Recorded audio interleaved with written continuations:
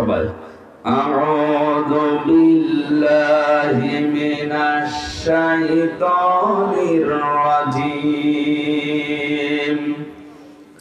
বিসমিল্লাহির রহমানির রহিম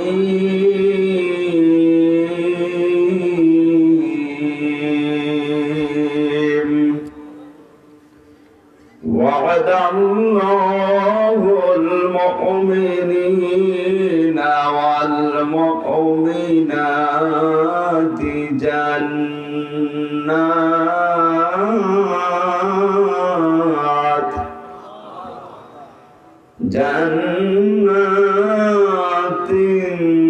তাজরি মিন তাহতিহাল আনহারু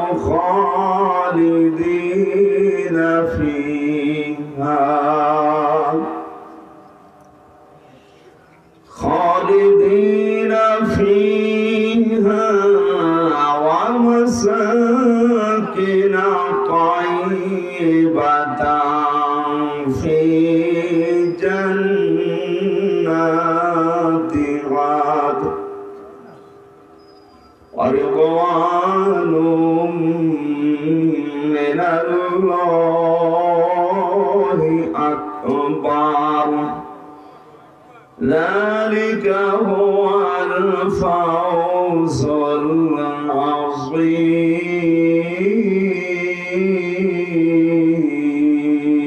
العظيم صدقت يا ربنا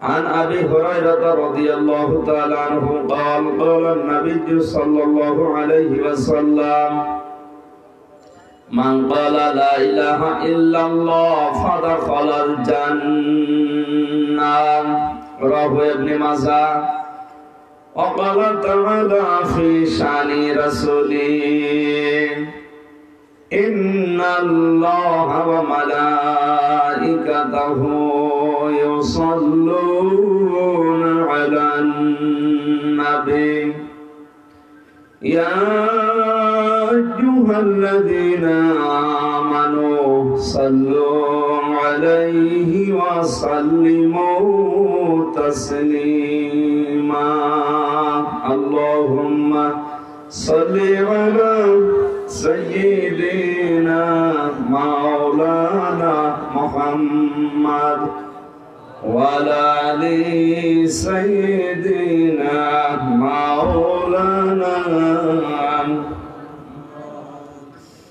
রেখো না মনেতে ভয় বান্দা খোদার দূর হয়ে যাবে বাধা সব তোমার আমার মালিক আছেন আমাদের রব।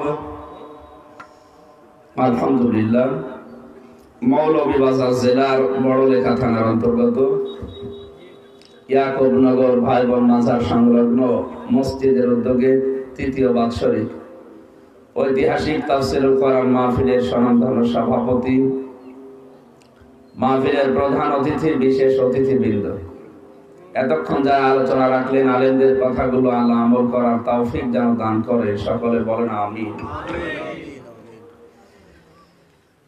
মঞ্চে বসা ওলামায়ে কেরাম, সামনে বসা মুসলমান ভাইরা, পর্দার আড়ালের সম্মানিতা মা এবং বোনেরা, প্রশাসনের ভাইরা, বিশেষ করে মাহফিল বাস্তবায়নের জন্য এককভাবে যিনি সবচাইতে বেশি শ্রম দিয়েছেন, বড়লেখা পৌরসভার প্যানেল মেয়র, না প্যানেল শব্দটা আর দরকার নেই, সরাসরি মেয়র লাগিয়ে দেবে আগামীতে, এখন না, এখন তো এখন আছে ইনশাআল্লাহ। আগামীতে আমরা রেহান পারভেজ রিপন ভাইকে আল্লাহ রাব্বুল আলামিন পৌরসভার দায়িত্ব যেন তার কাঁধের উপরে তুলে দেন। বলিল্লাহুম্মা মালিকাল মুলক তুতিল মুলকা মান তাশা ওয়া তানজিউল মুলকা মিম্মান তাশা। আল্লাহ তাআলা বলেন, নবী আপনি বলুন, ক্ষমতা দেওয়ার মালিক আমি। কে? আমি যাকে ইচ্ছা দান করি, যাকে ইচ্ছা ক্ষমতা থেকে নামিয়ে দেই। এটা জনগণ পারে? বলে না কেন?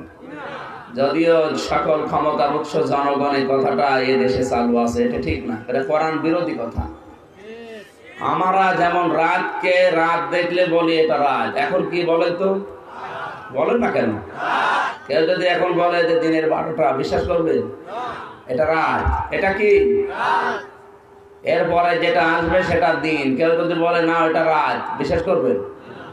রাতকে যেভাবে রাত বিশ্বাস করেন, দিনকে যেভাবে দিন বিশ্বাস করেন, ক্ষমতার উৎস আল্লাহ, এ কথা ওইভাবে বিশ্বাস করা।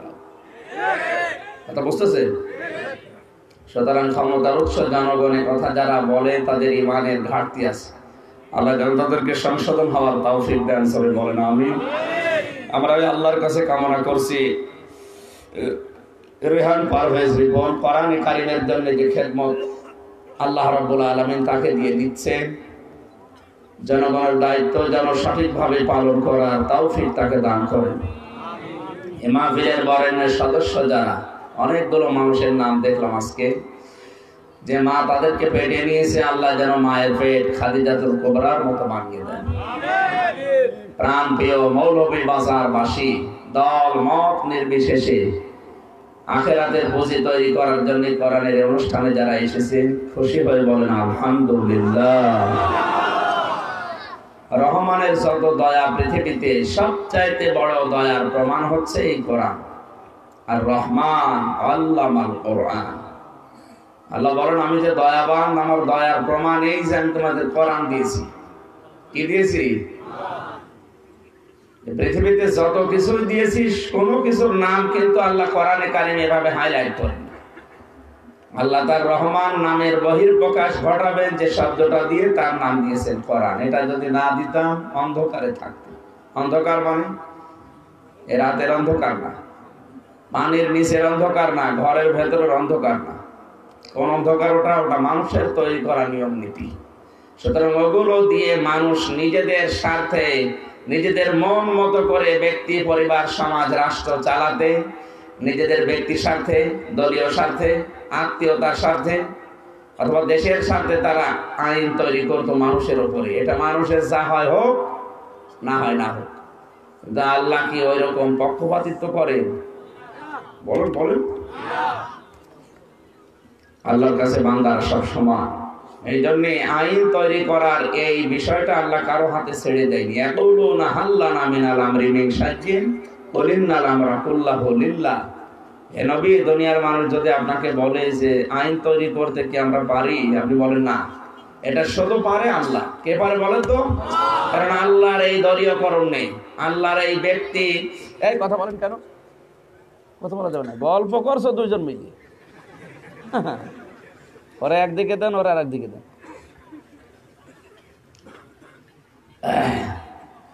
আল্লাহর ক্ষেত্রে যেহেতু এটা মানায় না, কারণ এগুলো সবকিছু ঊর্ধ্বে আমার আল্লাহ। এগুলো সবকিছু, বলেন না কেন? সুবহানাল্লাহি আম্মা ইউশরিকুন। মানুষ যে সমস্ত বিষয়ে শরীক করতে পারে, সে বিষয় থেকে আল্লাহ আগেই মুক্ত। জোরে বলেন সুবহানাল্লাহ। এই জন্য সবকিছুর উপরে, সবকিছুর উপরে, সবকিছুর উপরে কে বলে তো? এই কথাটা একেবারে রাত যেভাবে বিশ্বাস করেন, এইভাবে বিশ্বাস করবেন। আখিরাতের পুঁজি তৈরি করার জন্য মহান আল্লাহ আমাদেরকে অনুষ্ঠানে যাদের নিয়ে এসেছেন, সবচাইতে বড় দয়ার প্রমাণও আমাদের সামনে আছে কোরআন কারীম। এই কোরআন থেকে কিছু কথা আখিরাতের দিকে তাকিয়ে, দুনিয়া তো আমাদের আছে, আমাদের আসল টার্গেট আখিরাত। ফামান সুহসিহা আনিন নার ওয়া উদখিলাল জান্নাতা ফাকাদ ফাজ। ওই লোকটার জীবন তো সফল, যাকে আস্তে আস্তে জাহান্নামের কাজগুলো থেকে গুটিয়ে জান্নাতের দিকে আল্লাহ ঠেলে দেয়। জান্নাতে যাওয়ার জন্য যতগুলো কাজ আছে, তার ভেতরে কোরআন একটা অন্যতম মাধ্যম। আল কোরআন হুজ্জাতুল লাকা ওয়া আলাইকা। এটা যদি কারো পক্ষে কিয়ামতে সাক্ষী দেয়, আল্লাহ তাকে মাফ করে দেবে। আর যদি এটা কারো বিপক্ষে যায়, সে যত বড় পীরের মুরিদ হোক, ও জাহান্নামে যাবে। এই কথা তো আমি বানালাম নাকি? হ্যাঁ। সুতরাং এটা যেন পক্ষে থাকে, সেই নিয়তে আমার আল্লাহ আমাদেরকে আজকে যাদের নিয়ে আসলেন, সবচাইতে বড় দয়ার প্রমাণ দিয়ে আমরা কাগজের যে মিল দেখেছি, কাগজের মিল দেখেছেন, পেপার মিল। এখানে যে সমস্ত গাছগুলো বড় বড় গাছ ওখানে নিয়ে যাওয়া হয়, বিভিন্ন ছাকনা ঢাকনা যাই বলে, এই ছাকার মাধ্যমে পানি দিয়ে ওটা শক্ত হয়, কাগজ হয়, কত রকমের ছাকনা আছে, এরপরে কাগজ বানানো হয়। এত কিছুর পরেও দেখি ওর ভেতরে অনেক খড়কোটা ময়লা আবর্জনা লেগে আছে, লিখতে গেলে যেটা কলমের লিপের সাথে বাঁধে। আমরা পেপার মিল এত রকমের ঢাকনা ছাকনা আসার পরেও, এত রকমের জাল মশারি শেষ করার পরেও মানুষ একেবারে নিখুঁত করতে পারছে না। অথচ গরুর বাট দিয়ে ওলান দিয়ে যে দুধ বের হয়, ওর পাশে পায়খানা পোশাবের রাস্তা, কিন্তু দুধগুলো আমার আল্লাহ এমন পরিষ্কার স্বচ্ছ বের করে দিচ্ছে, আজ পর্যন্ত দুধের ভেতরে একটা খড় কোটা পাওয়া যায়নি, কিয়ামতের আগে পাওয়া যাবেও না। রহমানের যত দয়া আছে ওইটা একটা দয়া, কিন্তু ওর চাইতে বড় দয়া হচ্ছে কোরআন। কে বলেন তো? খালাকাল ইনসান, তিনি মানুষ বানিয়েছে, আল্লামাহুল বায়ান, তিনি কথা বলা শিখিয়েছে। এটা আমরা যেটা বলছি এটা আমাদের বায়ান। আর হাঁসের বায়ান, হাঁস কি কথা বলতে পারে? হাঁসের বায়ান কি? হাঁসের বায়ান হচ্ছে ও জন্মের পরে আপনি ছেড়ে দেবেন পানির ভেতরে, সাঁতার কেটে যেতে পারবে, ওইটা ওর বয়ান। মুরগির বয়ান কি? মুরগিকে ফেলে দেবেন পানির ভেতরে, ও কিন্তু সাঁতার দিতে পারবে না, ডুবে যাবে। মুরগির বয়ান হচ্ছে টক টক করে আওয়াজ দেবেন, ও খাবার খেতে আসবে, ওইটা ওর বয়ান। পৃথিবীতে চলতে গিয়ে মনের ভাব প্রকাশ করে মানুষ যেটা দিয়ে, ওইটা তার বয়ান। ওইটা তার কি? আমাদের বয়ান হচ্ছে কোরআন। আর রহমান আল্লামাল কোরআন খালাকাল ইনসান আল্লামাহুল বায়ান। যে আল্লাহ আমাদেরকে এই বায়ানটা এখনো জারি রাখলেন, কথা বলার ক্ষমতা এখনো কেড়ে নিলেন না, তার জন্যই কথা বলছি। বলেন আলহামদুলিল্লাহ। কিয়ামত পর্যন্ত মানব জাতির জন্য আসমান থেকে আর একটা কথা আসবে না, যা আসার এই কোরআনে আছে। এখান থেকে কিয়ামত পর্যন্ত মানুষ নিতেই থাকবে, তো কোল কেনারা পাবে না। অনুনাজ্জিলু মিনাল কুরআনি মা হুয়া শিফাউ ওয়া রাহমাতুল লিল মুমিনিন ওয়া লা ইয়াজিদুজ যালিমিনা ইল্লা খাসারা। সূরা বনী ইসরাঈলের ৮২ নম্বর আয়াতে আল্লাহ জানিয়েছেন, হে নবী, এ কোরআন নাযিল করার ধারাবাহিকতায় এমন এমন বিধান আমি দিয়েছি যেটা মুমিনদের জন্য রোগ মুক্তির কারণ।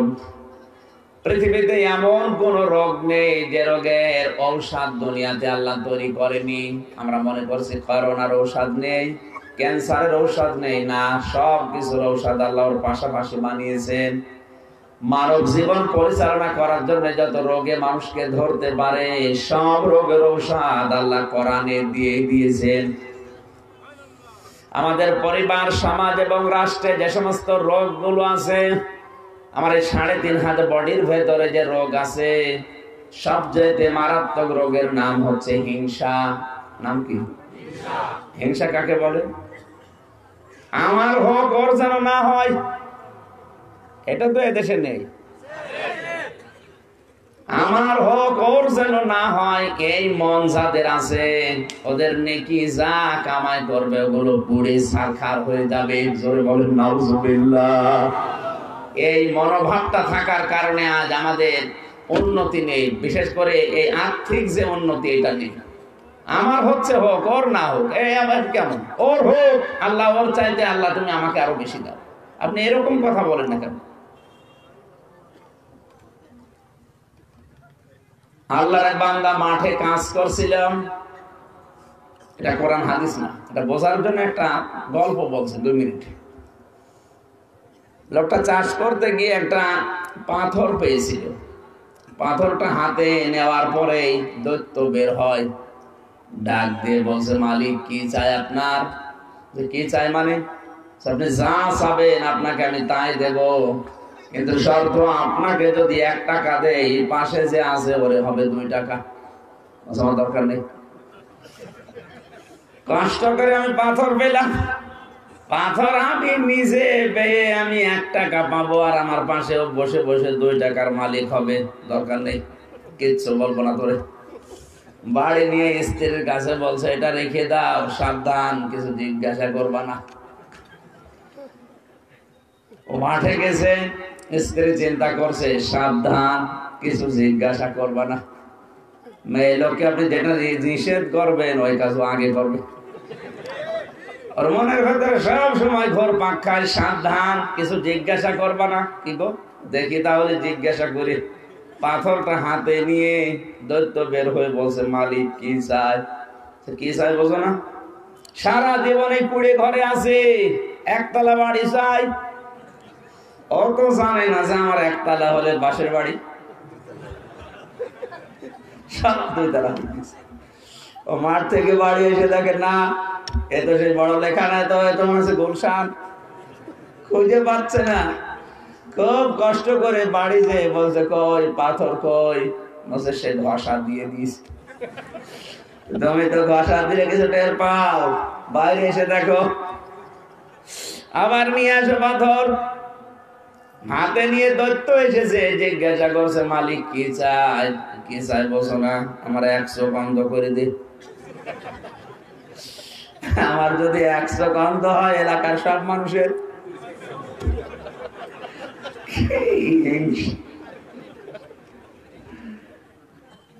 আমার হোক, অন্য কারো যেন না হয়। এর নাম কি? এরকম মন আছে কার? হাত তোলেন তো, অন্তত আমি হাত তুলি। আমার ভেতরে এখনো ওইটা 100 ভাগ যায়নি। তোলেন। ও আল্লাহ, কোন এলাকায় আসলাম? এত সব আল্লাহর ওলি বসে আছে। তাহলে আয়াতটা মনে হয় না পড়া ভালো ছিল, অন্য আয়াত পড়ি নাকি? জিনা মানে আপনাদের যদি ওই রকম সমস্যা না থাকে তো আয়াত আমি পড়ে কি হলো? আমি অন্য আয়াত পড়ি ভাই, যে দোষগুলো আছে ওই দোষের আয়াত পড়ি। সবচাইতে বড় রোগ আমাদের 3.5 হাত বডির ভেতরে, আমাদের মনে হিংসা, এরপরে লোভ, এরপরে অহংকার, এরপরে রিয়া। এমনিতে বাহ্যিক আমল কিন্তু দূর করা সম্ভব। 5 ওয়াক্ত নামাজ পড়া কঠিন কাজ, তারপরে অত কঠিন না। বছরে 1 মাস রোজা রাখা কঠিন কাজ, তারপরে অত কঠিন না।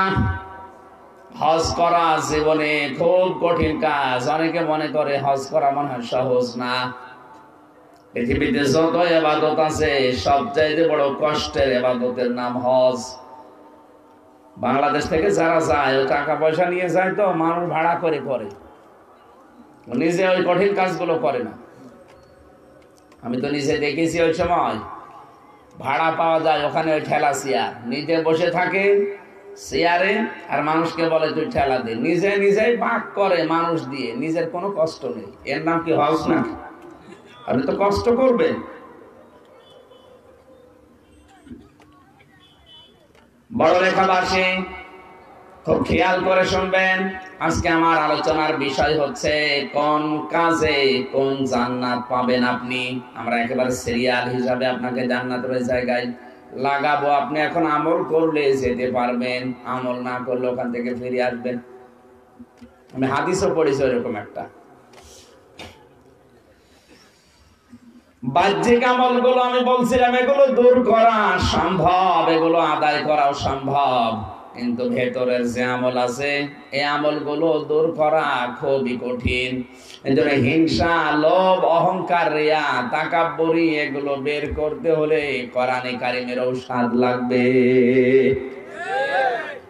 আনুনাজ্জিলু মিনাল কুরআনি মা হুয়া শিফাউ ওয়া রাহমাতুল লিল মুমিনিন। আল্লাহ পাক বলেন এই কোরআন নাযিল করার ধারাবাহিকতা এমন এমন বিধান আমি দিয়েছি, পৃথিবীতে মুমিন যারা তাদের এটা রোগ মুক্তির কারণ হবে। ওয়ালা ইয়াজিদুজ জালিমিনা ইল্লা খাসারা। কিন্তু জালেম যারা তাদের শুধু ক্ষতি বৃদ্ধি হবে। শুধু ক্ষতি বৃদ্ধি হবে তা না, দিন যত যাবে জালেমদের জন্য কোনো উপকারের কথা কোরআনে নেই। অথচ যে সমস্ত এলাকায় জুলুম হয়, জুলুম করে, ওখানে গেলে আগে কানের কাছে মুখ নিয়ে বলে হুজুর আমার বিরুদ্ধে যেন না যায়। আপনার বিরুদ্ধে যাবে কি করে? আমি জানি, আপনাকে চিনি আমি। কোরআন বললে তো আপনার পক্ষে যাওয়ার মতো আয়াত কোরআনে নেই, কারণ এ যা আছে সব জালেমের বিরুদ্ধে, মজলুমের পক্ষে। আপনি অবশ্যই জুলুম করেন, এই কারণে আপনার ভয় লাগে। কি কথা বলেন না কেন? আপনি জুলুম যদি না করতেন আপনার তো ভয় লাগার কথা না। আপনার এত ভয় লাগবে কোন কারণে বলেন? কালকে রাজশাহী গিয়েছিলাম, বাগমারা তাহেরপুর এলাকায় পৌরসভায়। আমার বলছে, হুজুর আপনাকে ওঠা দরকার নেই। কেন? বিএনপির মতো এত বড় দল, যেখানে সরকারের আজ 11 বছর কিছুই করতে পারেনি, আর সেখানে আমি 1-1.5 ঘন্টা বক্তব্য দিয়ে সরকার উল্টিয়ে দেবো, আপনার এত ভয় কেন? কথা বুঝতেছেন? অবশ্যই আপনি এলাকায় যারা দায়িত্বে আছে এরা এই কাজ করেন, হয় নফসের উপরে জুলুম করেন, না জনগণের উপরে জুলুম করেন, না স্ত্রীর উপর জুলুম করেন। কারণ জালেমের পক্ষে কোনো আয়াত আল্লাহ কোরআনে দেয়নি, যা দিয়েছে জালেমের বিপক্ষে। এই জন্য জালেমদের তো এটা সহ্য হবে না। যত কোরআনের আলোচনা হবে তত জালেমের ক্ষতি হবে, ওর কোনো উপকার নেই। কথা বলে না কেন? কিন্তু আমরা যারা মুমিন, অন্তত আমাদের ঈমান যাদের আছে, তাদের অবশ্যই উপকার হবে। সব সমস্যার সমাধান দিতে পারে আল কোরআন। এটা অনেকে মনে করে দলীয় স্লোগান। কে বলেছে আপনাকে? এটা কোরআনের স্লোগান। সূরা বনী ইসরাঈলের 82 নম্বর আয়াতের এটা বাংলা অর্থ, সব সমস্যার সমাধান। এটা যদি কেউ দলীয় স্লোগান মনে করে উল্টাপাল্টা ধারণা করেন, তাহলে আপনার ঈমান নষ্ট হয়ে যাবে। এই আয়াতটা কোরআনে আছে, সূরা বনী ইসরাঈল 82 নম্বর আয়াত, 15 নম্বর পারা, 9 নম্বর পৃষ্ঠার 2 নম্বর লাইনে আছে। আশা করছি এরপর থেকে এই উল্টাপাল্টা ধারণা, এই স্লোগানের উপরে কেউ করবেন না, কারণ সব সমস্যার সমাধান এখানে আছে। আল্লাহ রাব্বুল আলামিন বলেন, তিবয়ানাল লিকুল্লি শাই, খুলে খুলে যত বর্ণনা সব আমি দিয়ে দিয়েছি। এখন যদি বলেন রুটি বানাতে হবে কি করে, এ কথা কোরআনে আছে? আছে। আপনি হাসছেন কেন? রুটি বানাতে হবে কোরআনে নেই? কোন জায়গায় বলেন তো দেখি। আবেগে আল্লাহ বলেন, যেটা জানো না, যারা জানে তাদের কাছে জেনে না। রুটি যে বানাতে জানে তার কাছে জেনে নেবে। এই কথা বলে না কেন? ঠিক আছে, এমন কোন কথা নেই যা কোরআনে আল্লাহ দেয়নি। হ্যাঁ, হয়তো যোগের জ্ঞানের আলোকে সভ্যতার বিকাশ এখনো হয়নি, এই জন্য ওই নিয়ম নীতিগুলো এখন আমাদের সামনে আসেনি। কিন্তু দিন যত যাবে, সভ্যতার বিকাশ যত বেশি হবে, কোরআনে কারিম থেকে ওই তথ্য মানুষ খুঁজে পাবে।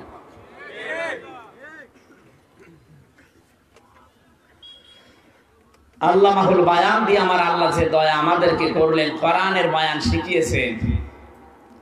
যত সমস্যার সমাধান দুনিয়াতে হতে পারে, আমরা মানবিক দৃষ্টিতে বিশেষ করে এই চর্ম চোখে যেটা দেখি মনে করি না এটা দিয়ে সম্ভব। এই জন্য বাংলাদেশে যে আইনগুলো তৈরি করা আছে, কোরআনে কারিমকে বাদ দিয়ে যে আইনগুলো দিয়ে বাংলাদেশ চলছে, আপনি তাকান, ওই আইনগুলো দিয়ে মানুষ ভালো হওয়ার পরিবর্তে আরো খারাপ হচ্ছে। অথচ যারা প্রশাসনে আছে ওদের দিন রাত কষ্ট করতে করতে জীবন শেষ হয়ে যাচ্ছে। এরপরও কাঙ্ক্ষিত মানের সমাজ আমরা পাচ্ছি না। একটা চোর চুরি করে ধরা পড়ে, বাংলাদেশের সংবিধানে আছে তার সর্বোচ্চ শাস্তি হবে যদি প্রমাণ হয়, সাক্ষ্য প্রমাণে 3 মাস থেকে 3 দিন থেকে 3 মাসের জেল সর্বোচ্চ। এটার দ্বারা কি হচ্ছে, একটা চোর ধরা পড়ার পরে তাকে দিলেন, সে জেলখানা যাওয়ার পরে যদি দেখা হয় ডাকাতের সাথে, জিজ্ঞাসা করবে, ভাই আপনি কোন কেসের আসামি? আমি প্রথমে যখন জেলে গিয়েছিলাম, আমি জিজ্ঞাসা করলাম একজনকে, ভাই কি? বলছে আমার ডাইল। ডাইল মানে? ডাইল বোঝেন? মানে ডাইল নিয়ে ধরা পড়িস, ওই যে ফেন্সি ডিল। আমারও বলছে, হুজুর আপনার কোন ডাইল? মানে ডাইল মানে না, আমি ওই সুদের বিরুদ্ধে কথা বলেছিলাম, আর ওই মসজিদের সভাপতি ছিল সুদখোর। ও আমারে বলছে, পিসকে হুজুর বেশি বোঝো, দাঁড়াও তোমারে দেখি। আমার নামে এক মামলা দিয়ে এই আমারে দিয়েছে। আমার ডাইল না, আমার অন্য ডাইল। যতগুলো মানুষের সাথে পরিচয় হয়েছিল ওই সময় এক একজনের এক একটা মামলা ছিল, এক এক কেস।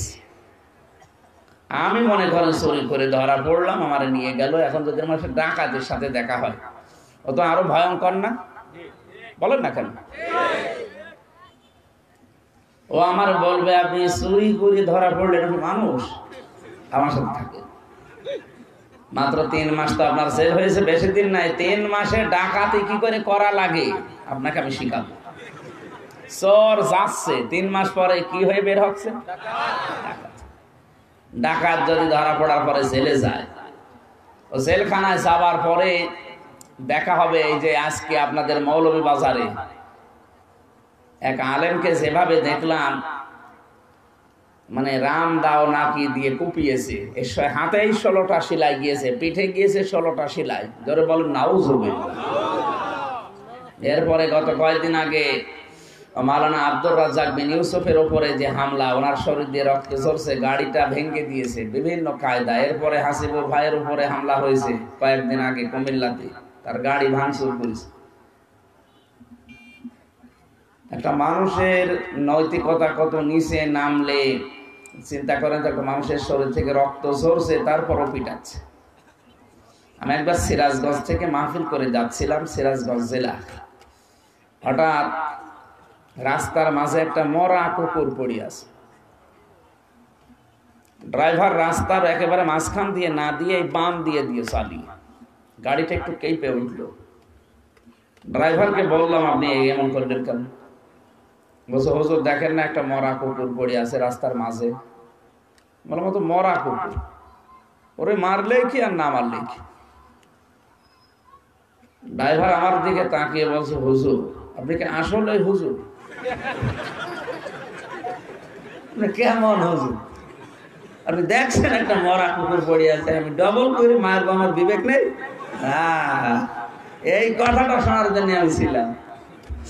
আপনি কোন ধর্মের লোক আমি জানি না, কিন্তু আপনার এই বিবেকটুকু আছে যে মরা জিনিস ডবল করে মারা যায় না। কথা বুঝতেছে? কিন্তু আমাদের দেশে এমন অনেক মানুষ আছে, মানুষ মারা যাওয়ার পরেও ডবল করে মারে, এমনকি ড্যান্স দেয়। এগুলোকে মানুষের কাতারে পড়ে, বলেন না কেন?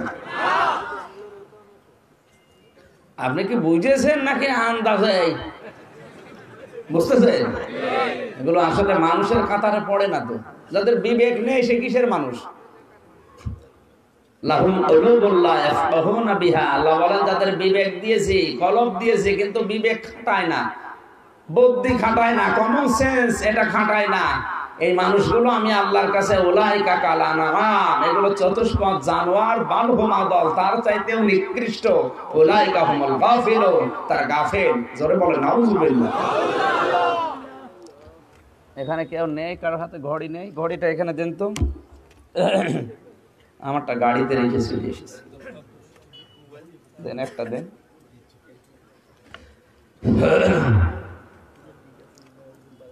আপনারা কি ঘুমাচ্ছেন? জেগে থাকে। আমার ভাইরা, ঢাকার জেলখানা যাবার পরে আপনাদের এই মৌলভীবাজারে এবং সিলেটের এই দৃশ্য যদি দেখে, জিজ্ঞাসা করবে আপনি কি ডাকাতি করতে গিয়ে ধরা পড়েছিল? আমার পাগল নাকি? থাকো আমার সাথে। মানুষ কি করে হত্যা করা লাগে, মানুষ কিভাবে কোপানো লাগে, কোপা শামসু তোমার আমি দেখাবো, শিখিয়ে দেয়। 1 বছর যদি জেল হয়, 1 বছরের ভেতরে কোপা শামসু বানিয়ে পাঠিয়ে দিচ্ছে। কে শামসু? কোপা শামসু বের হয়ে আসছে ডাকাত, এবার আসছে খনি আসামি হয়ে, মানুষ হত্যাকারী হয়ে। পৃথিবীর মানুষের তৈরি করা যে আইন, এগুলো এই মাথা দিয়ে বানানো। কি দিয়ে? এই মন মস্তিষ্কের আইন, এগুলো সীমাবদ্ধ। আমার আল্লাহ যে আইনগুলো চোরের বিরুদ্ধে দিয়েছেন, ওয়াসারিকু ওয়াসারিকাতু ফাকতাউ আইদিয়াহুমা জাযাম বিমা কাসাবা নাকালাম মিনাল্লাহ আল্লাহু আজিজুল হাকীম। সূরা মায়েদা 38 নম্বর আয়াত। আল্লাহ তাআলা বলেন, হে নবী, যদি চোর পুরুষ হয় অথবা নারী হয়, ওটা যদি স্বভাবে না অভাবে চুরি না করে, স্বভাবে যদি চুরি করে তাহলে হাত কাটা লাগবে। হ্যাঁ, অভাবে করলে তার অভাব দূর করে দিন, স্বভাব ভালো করে দিন। আর যদি অভাবে না হয়ে স্বভাবে চুরি করে, ওদের হাত কাটা লাগবে। এটা দুনিয়ার শাস্তি। কিসের শাস্তি? বলেন বলেন। আমি আল্লাহর নির্ধারিত শাস্তি এটা দুনিয়ায় দিয়ে দিলাম। জাযাম বিমা কাসাবা নাকালাম মিনাল্লাহ। নাকাল, নাকাল মানে কি? শাস্তি। নাকাল মানে আমরা অনেকে মনে যায় গরুকে নাকাল দেয় না। নাকাল শব্দটা আরবি শব্দ। আল্লাহ পাক বলেন এটা আল্লাহর পক্ষ থেকে, এটা জাযা, এটা পুরস্কার, এটা শাস্তি। দুনিয়া আর আখিরাতে কি করব ওটা আমি আল্লাহ জানি।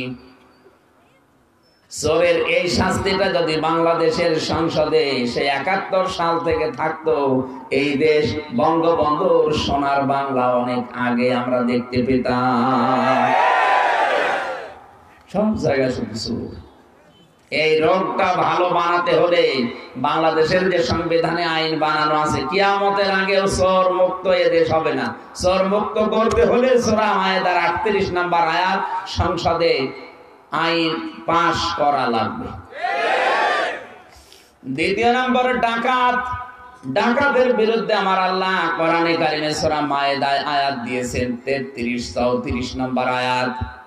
রব্বুল আলামিন বলেন ইন্নামা জাযাউল লাযীনা ইউহারিবুনাল্লাহা ওয়া রাসূলাহু ইলা আখিরি আয়াত।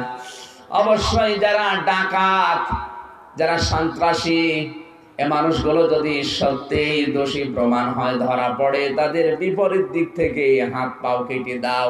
হয় এক হাত কাটো আর বাম পাও কাটো। এতেও যদি ওর স্বভাব ভালো না হয়, আবার যদি ডাকাতি করে ধরা পড়ে, তাহলে তাকে এ দেশ থেকে বের করে দাও। নাগরিকত্ব বাতিল করে দেশ থেকে বের করে দাও। আমার মনে হয় এই শাস্তিটাও যদি বাংলাদেশে সে ৭১ সালে আমরা পাশ করতে পারতাম, এখন এই আল জাজিরার যে রিপোর্ট, এই জঘন্যতম রিপোর্ট আমাদের দেখতে হতো না। সারা দুনিয়ার কাছে এখন আমরা কালার হয়ে গেছি। বাংলাদেশ এখন নাম আসছে, আপনি ইন্টারনেটে সার্চ দেন, মাফিয়ার দেশ। একটা কথা হলো, অথচ এই হারিস নামে এই যে লোকটা এ যা করেছে এখন সব কিন্তু দেখা যাচ্ছে। মান সম্মান সব ধুলোয় মিশে গেল। আরো শুনছে যে ৫-৬টা রিপোর্ট নাকি পর পর দেবে। কি শুরু করেছে ওরা। এখন তো মোনাজাত করতে মনে বলছে, আল্লাহ তুমি অন্তত আল জাজিরার রিপোর্ট থেকে আমাদের বাঁচাও। ল্যাংটা করে ছেড়ে দিলে একেবারে।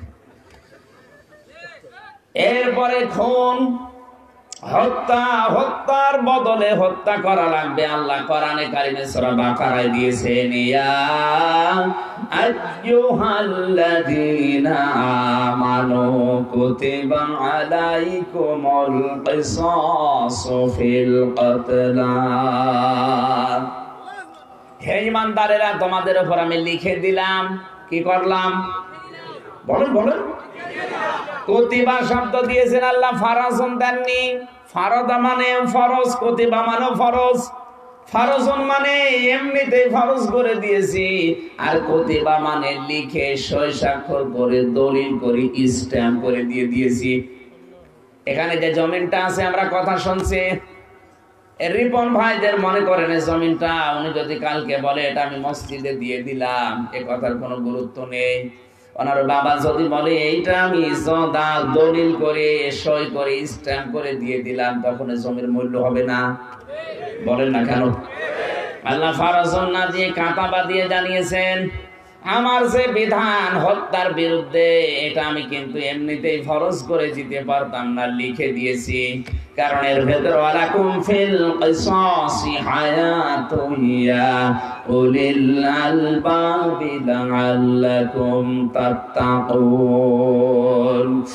তোমাদেরকে আমি কিসাসের বিধান এমনিতেই দেইনি, হত্যার বদলে হত্যা। এটা যদি জারি থাকে তাহলে অনেক মানুষের হায়াত গড়ায়ু বেড়ে যাবে। এইটা চিন্তা করলাম, মানুষ একজন হত্যা করেছে, তাকেও হত্যা করে ফেললে তো একটা মানুষ কমে যায়, আর আল্লাহ বলেন এর ভেতরে হায়াত লুকিয়ে আছে। এটা কেমন হয়ে গেল? মুফাসসিরিনে কিরাম তাফসীরের ভেতরে দিয়েছেন, এই আইনটা যদি সত্যি পাশ হতো তাহলে বিনা অপরাধে যে মানুষগুলো হত্যা করা হয় বিনা কারণে ক্ষমতার দাপট দেখে এটা এমনিতেই বন্ধ হয়ে যেত। কারণ জীবনের ভয় সবার আছে। আমি হত্যা করলে দেশে যদি এই আইনটা কোরআন দিয়ে প্রমাণ থাকে, প্রতিষ্ঠিত থাকে, আমি যত বড় নেতা, যত বড় লোকের ছেলে হই না কেন, মেয়ে হই না কেন, আমাকেও মেরে ফেলবে। এই জন্য বিনা কারণে মানুষ বিশাল বহির্ভূত হত্যা বন্ধ করে দিত। তখন মানুষের গড়ায়ও বেড়ে যেত। আমার তো মনে হচ্ছে এবং বিশ্বাস হচ্ছে সেই ৭৫ সালে বঙ্গবন্ধুকে হত্যা করা হয়েছে, যদি এই আইনটা ওই সময় সংসদে পাশ থাকতো, বঙ্গবন্ধু হত্যার বিচারে ৪০ বছর লাগতো না, অনেক আগে আমরা পেয়ে যেতাম। যত রকমের আইন দরকার দুনিয়াকে ভালো বানাতে, সব আইন আল্লাহ কোরআনে কারিমে দিয়ে দিয়েছে। যুগের জ্ঞানের আলোকে, বাস্তবতার নিরিখে সভ্যতার বিকাশ যত বেশি হবে, কোরআনের আইনগুলো তত অথেন্টিক এবং সত্য বলে বিবেচিত হবে। আল্লাহ যারা আমাদের জন্ম চোখে কোরআনে কারিম থেকে এই আইনগুলো বাস্তবে দেখার তৌফিক দেন, জোরে বলেন আমিন। মুসাফির অবস্থায় আছে, লক্ষ মানুষ নিয়ে দোয়া করছে রব্বুল আলামিন, আমার জীবনের কিছুই যদি কবুল না হয়, মুসাফিরের দোয়া তুমি ফেরত দাও না। তোমার নবী জানিয়েছে তুমি যদি আমাদের দোয়া ফেরত দাও তাহলে নবীর কথা মিথ্যা হয়ে যাবে, আর তুমি নবীকে মিথ্যাবাদী বানাবে না। সুতরাং আমাদের দোয়া কবুল করো, এই বাংলাদেশের চর্ম চোখে যেন দেখতে পারে তোমার এই কোরআন দিয়ে দেশটা চলছে। দরুদ আর সালাম পড়ছি আমাদের নবী, মানবতার মহান শিক্ষক মুহাম্মদুর রাসূলুল্লাহ সাল্লাল্লাহু আলাইহি ওয়াসাল্লামের প্রতি, যার আনিত আদর্শ মানবতার মুক্তির একমাত্র গ্যারান্টি। এ পৃথিবী প্রমাণ করেই ফেলেছে। বহু মানুষ চেষ্টা চালিয়েছে শান্তি দেওয়ার, কাঙ্ক্ষিত মানের শান্তি কেউ দিতে পারেনি। এমনকি বিশ্ব নবী মুহাম্মদুর রাসূলুল্লাহ পেরেছিলেন না, যতদিন পর্যন্ত তিনি নিজের মন মস্তিষ্কের চিন্তা ভাবনা দিয়ে শান্তি দেওয়ার জন্য চেষ্টা চালিয়েছেন, তিনিও পারেননি। হেলফুল ফজল গঠন করেছিলেন শান্তির সঙ্গ, কিন্তু কাঙ্ক্ষিত মানের শান্তি দিতে পারেননি। ৪০ বছর বয়সে যখন এই কোরআন পেলেন, এটা পাওয়ার পরে তিনি এমন শান্তি দুনিয়ায় দিতে পেরেছিলেন, তিনি ঘোষণা দিয়েছেন খায়রুল কুরুনি করনি, খায়রুল কুরুনি উম্মতি। জোরে বলেন সুবহানাল্লাহ। সুতরাং ওই খায়রুল কুরুনি করনি, খায়রুল কুরুনি উম্মতি, খায়রুল কুরুনি নাস, এই সমাজ ব্যবস্থা আমরা রাসূলের আদর্শ মানার মাধ্যমে যেন দেখতে পারি। আমি আমার আজকের আলোচনার বিষয় কোন আমলে কোন জান্নাত। অবশ্যই আমরা জান্নাতে যেতে চাই, কিন্তু কোন আমল করলে আপনি কোন জান্নাতের স্তরে থাকবেন। জান্নাত একটা, জান্নাতের স্তর ৮টা। এর আগে আমি বড় লেখায় কোন জায়গায় যেন এসেছিলাম, ওখানে বলেছে জাহান্নাম একটা, জাহান্নামের স্তর বা দরজা ৭টা। লাহা সাবাতু আবওয়াব লিকুল্লি বাবিন মিনহুম জুজউন।